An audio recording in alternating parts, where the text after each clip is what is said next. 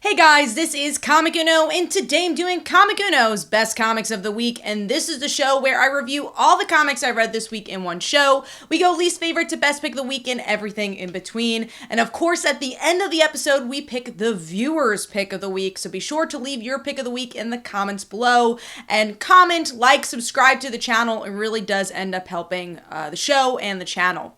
Now, diving into this week's comics, I had 10 books, so a pretty average amount of comics this week for me. So jumping right into it, number 10 for me was Deathstroke Inc. issue 1. A book I was relatively excited for. I've been enjoying Williamson's Robin run. I've been enjoying his writing overall. And I like Deathstroke. I love Black Canary. And I'm like, okay, what is this going to be all about?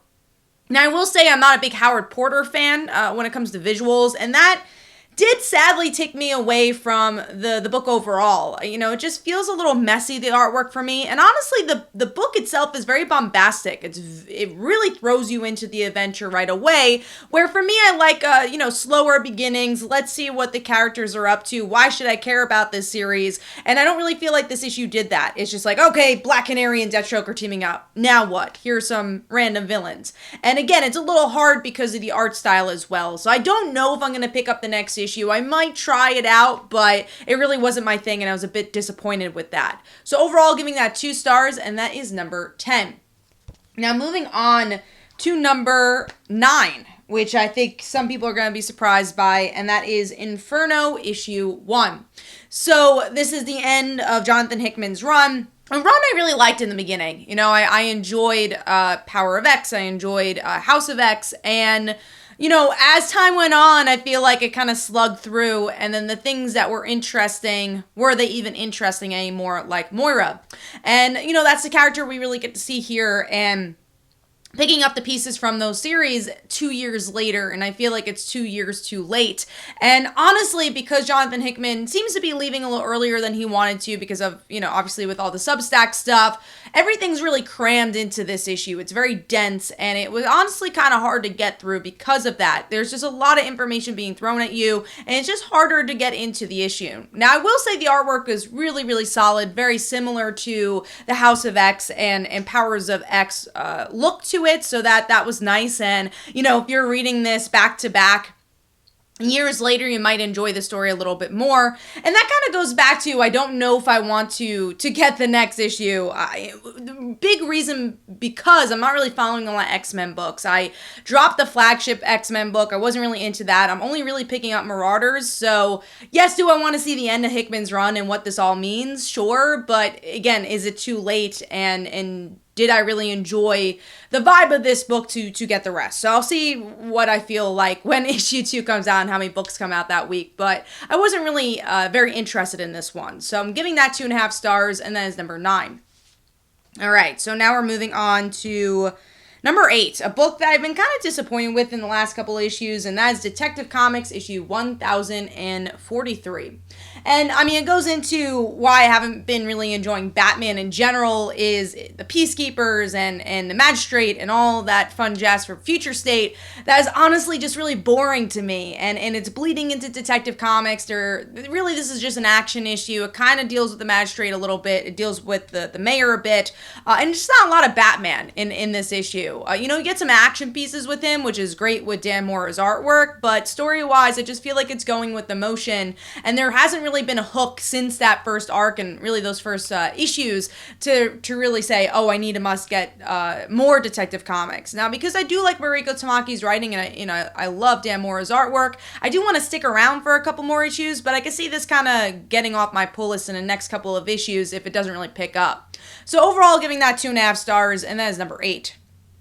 Now moving on to number 7. Now this is the big book of the week, and that is The Amazing Spider-Man issue 74.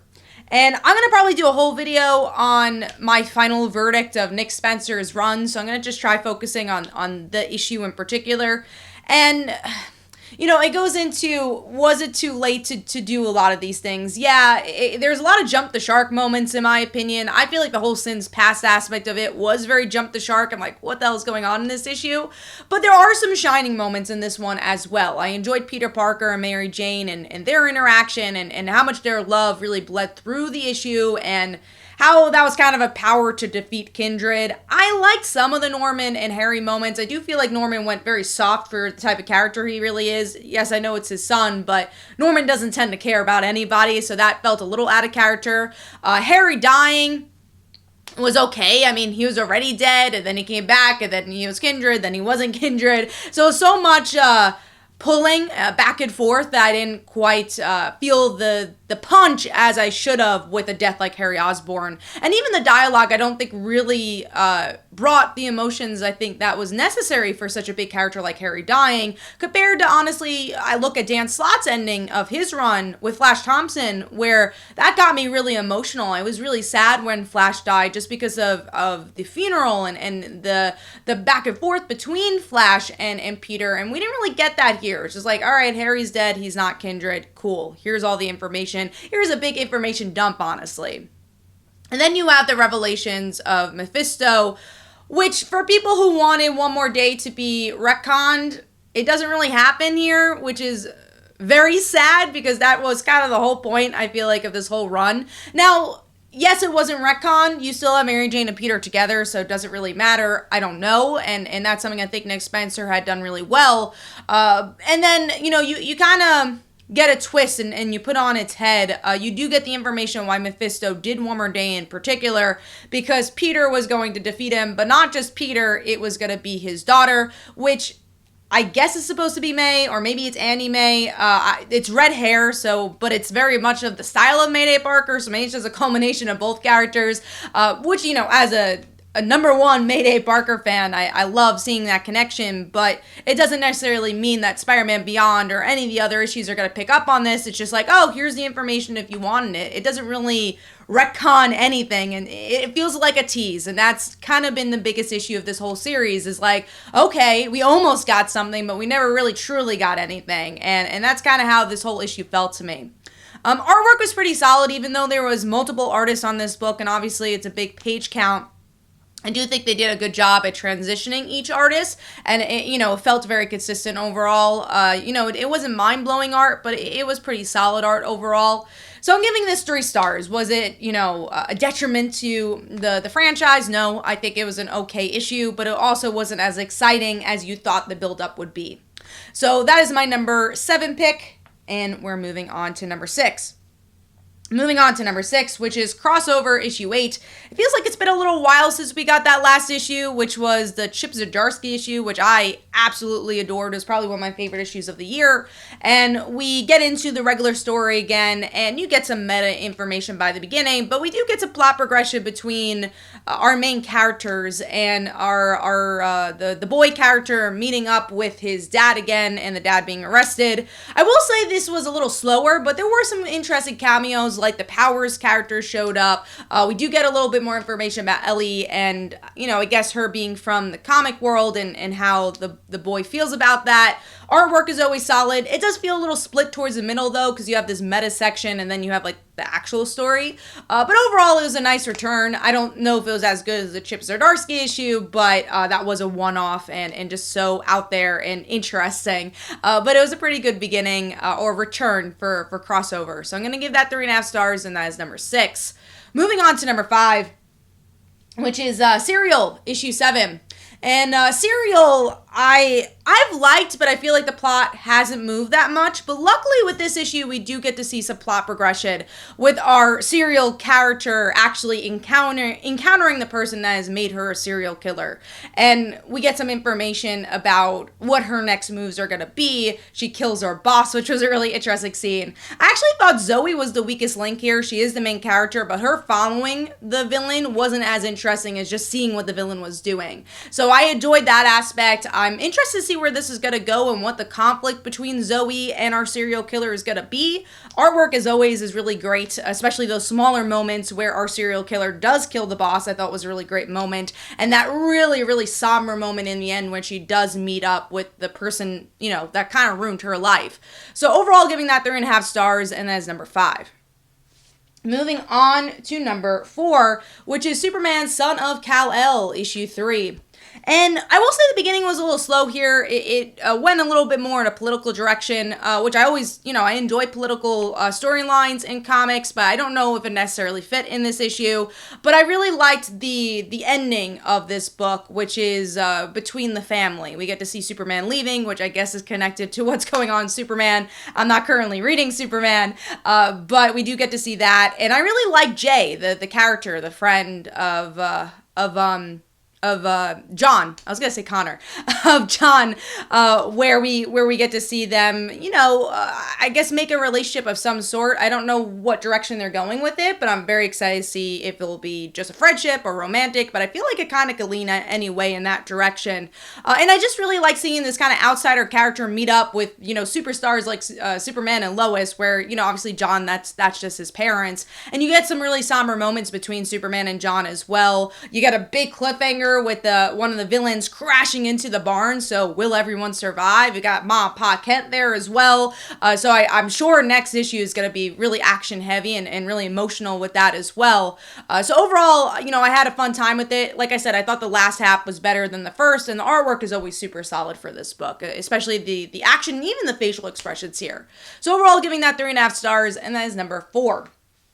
Moving on to number 3, which is Darkhawk issue 2. And man, oh man, this feels like a fresh origin story. You really feel like you're reading something that could be like such a big monumental story in the future.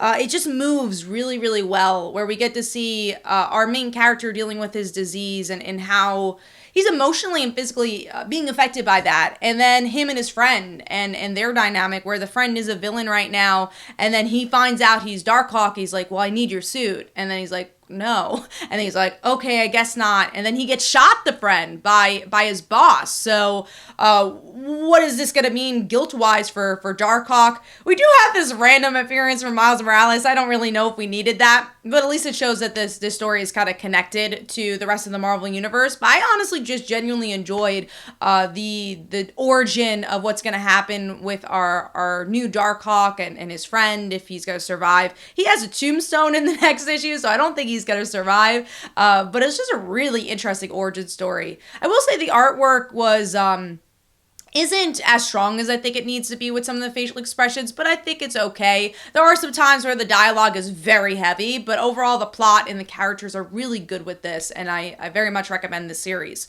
So overall, giving that 4 stars, and that is number 3. Moving on to number 2, which is Robin issue 6, one of my favorite series on stands right now, and a really good mixture of character building and action. We might have some romantic tension between Robin and Flatline. It seems like they've been teasing that. Everyone else is teasing them about it. So that's been interesting to see. But also the friendships that are being made in a tournament about killing each other. We have Connor Hawk and Ravager and Damien and Flatline, and we're really seeing these friendships and their goals about this tournament come to fruition, as they are gonna have to kill each other and kind of make a choice of what they actually want and what this tournament's all about. And I think this issue builds that really well, while giving some great action, because you're actually in the tournament and you get to see people die. So that's cool to see from an art perspective as well. So just a really well balanced issue, some interesting cliffhanger, as well as we learn again more about the mythos of this tournament and the people behind it. So overall, giving that 4 stars, and that is number 2. Moving on to number 1, which is Thor issue 17. And man, oh man, what a fun issue. I've been really liking the most recent issues of Thor, where we get to see Thor's family just get at it. We see where Thor's mom's been at. She is now the god of hunting, and because of her relationship with Odin and how things have changed, and really just this really butting heads moments between everyone being on a different page, but having to confront each other and having to talk about it. It's just made for a really, really great issue, as Freya is on this big cat with machine guns. So you also get this really interesting action, and then a huge cliffhanger about Thor's hammer and where that is. So the plot moves really well, the characters move really well. while you have some really good action in this issue. So overall, just a really well-balanced issue. And in a moment we haven't really seen is just seeing these characters kind of trapped in a room or trapped in a forest and having to talk to each other as movements in Asgard are changing too. Will Angela be the new queen of Asgard? That's kind of teased here as well. And where are things going to go that we have these kind of more internal turmoil between these characters that is affecting the main family as well. So really, really interesting issue. Solid artwork too. I really like the art style for this book. It's very soft, but I think it really works for this. Overall, really enjoyed this issue and giving that 4.5 stars. Hopefully you guys enjoyed. This is Comic Uno. Let me know in the comments below what your pick of the week was. And the viewers' pick of the week from last week was Baby Teeth issue 20. And here are some comments about that. Hopefully you guys enjoyed. This is Comic Uno. Definitely follow me on Twitter and Facebook. Go check out my comics like Father Like Daughter and They Call Her Dancer. And every Tuesday at 10 p.m. Eastern Time is Comic Book Weekly. So be sure to check all that stuff out. And I'll see you in the next one. Bye.